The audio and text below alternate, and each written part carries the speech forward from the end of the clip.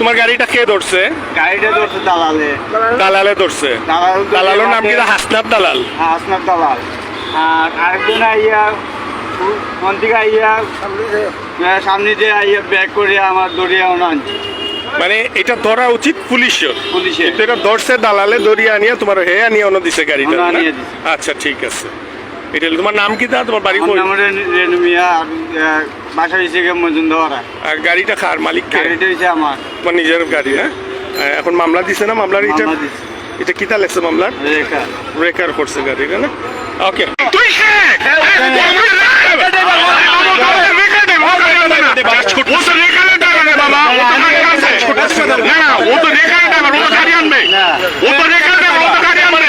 আপনি করবেন?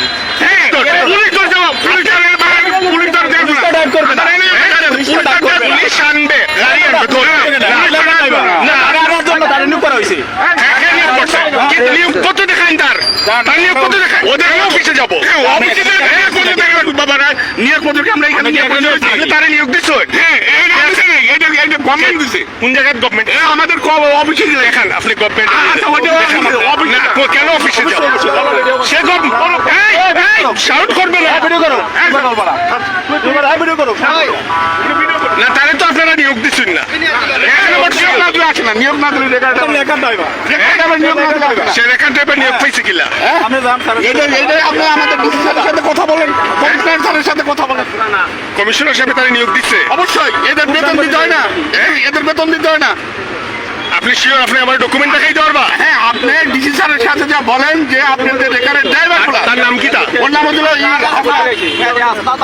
তোর নাম হাসনাত। এসএমপি চাকরি করো?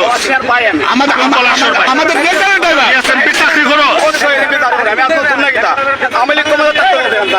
তুই চাকরি করে এসএমপি?